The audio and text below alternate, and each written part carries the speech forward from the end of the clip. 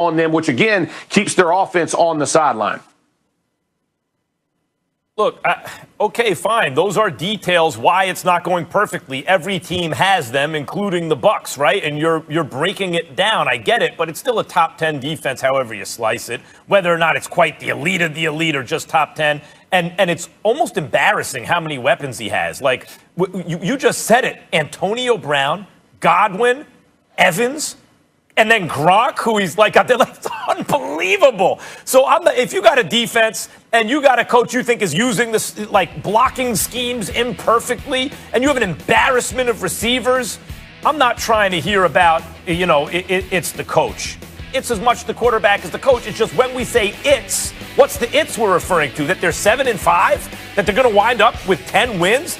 Guys, I'm just pointing out, that's what they were supposed to do. Okay, Stephen A., if you say, you like them for 11, all right, you get a whistle here, a call there, a play here, a PI there. That could be the difference between 10 or 11. But they were, to me, and the odds makers thought they're either a 9 or a 10-win team. I'll take 10. That's what they're heading for. This is what you got. Brady's not going to suddenly become an MVP again. He's not that player anymore. He's a professional quarterback. He's a starter, and he's got a lot of weapons on the team, and so they're winning. They're winning more than they're losing, which is what you should expect.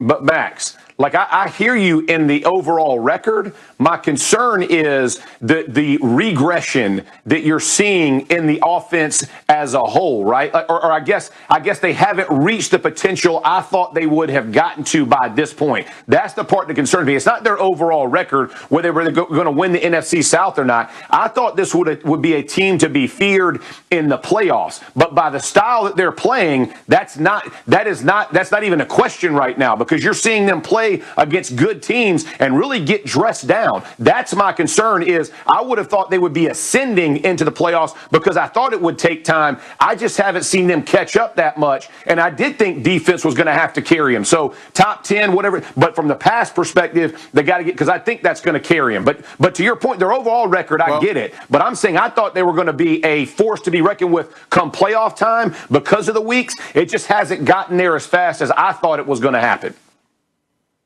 Well, Jeff, this is the thing, and you brought up blocking, which obviously you would know like the back of your hand. And the bottom line is this: you're talking about blitz packages, in terms of picking up blitzes and things of that nature. Your running backs blocking for you. You're making sure to assist in the level of protection that you might need, because Tom Brady is 43 years of age, and even when he was in his 30s and his 20s, he wasn't mobile. So you damn sure know he's not mobile now. I think the reason why I keep bringing up Arians is because he is a respected coach. We all respect him. We respect the job he did in Indy. We respect the job he did in Arizona. We understand it, and we love his personality. The flip side to it is this. When we look at who Tom Brady played for the first 19 years or so of his career, it was a guy in Bill Belichick that kept the mistakes at a minimum and camouflaged the deficiencies.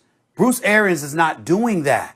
So we can look at Tom Brady, but ultimately, if we're going to compare Tom Brady to who he once was, why don't we get to compare Bruce Arians to who Tom Brady once had?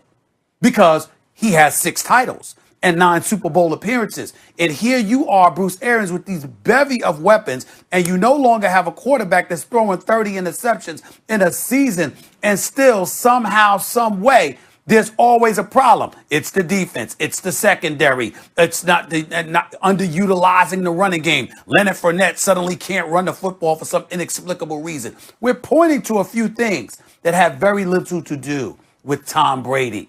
So who else are we supposed to look at? Well, okay, but you're comparing him to the best who ever did it.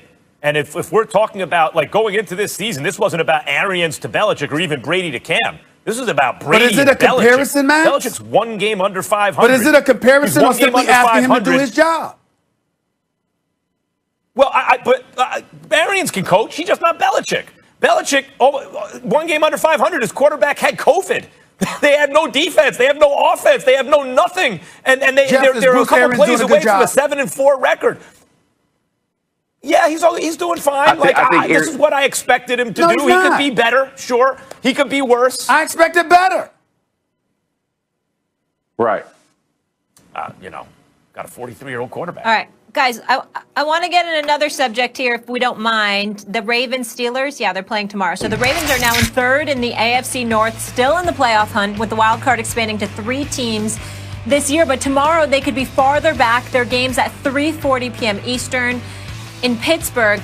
Max, do you think the Ravens are going to even reach the playoffs?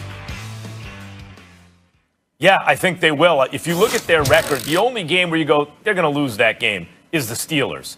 They have a pretty soft schedule, not record, schedule. They have a pretty soft schedule coming up. And I look at them and I think they have a good chance to win 10 games. Like, let's not forget, this same Ravens team, assuming they recover from COVID and everything, because that could have lasting effects. I just mentioned Cam Newton. Took him several games to get back, right? Like he had brain fog or whatever it was. Assuming that they get back to what they were. Guys, think of what they did to the Browns first game of the season. Like, they can play on both sides of the ball, and even if if the league has somewhat figured them out on offense, or their offense has taken a step back, they can still play defense. I expect the Ravens to win at least 9 games, maybe 10, and I think 10 gets them to the playoffs. I think they'll lose. I think they'll win 9 games. I don't think it'll be enough to get them to the postseason. I don't like the way that they've looked. And by the way, are we just going to summarily dismiss the Cleveland Browns? Stefanski's doing a damn good job. They're 8-3 on the year. Baker Mayfield's not really turning the ball over. Their defense is playing well, and they've got one of, if not the best running game in football. They're not Derrick Henry, but Nick Chubb and Kareem Hunt are absolutely positively no joke. And dare we say, Jarvis Landry looked good. At least this last Sunday, he looked pretty damn good without Odell Beckham Jr. on the other side of the field. So I'm just looking at it from the standpoint that we can't summarily dismiss Cleveland. Pittsburgh obviously is there. The Dallas Cowboys, as horrific as they've been defensively, let's keep in mind they're really porous against the pass. What is the Baltimore Ravens' #1 problem? Throwing the damn football. That's not what Lamar Jackson and them have done best. They've got the 31st ranked passing attack in the NFL. It is entirely plausible that they'll win 9 games. But with Indy, with Cleveland, with Miami, it's also plausible that it ain't going to be enough. And that's what I foresee happening. I think the Ravens end up making it. Right. I think, listen, this team, I think, finds a way.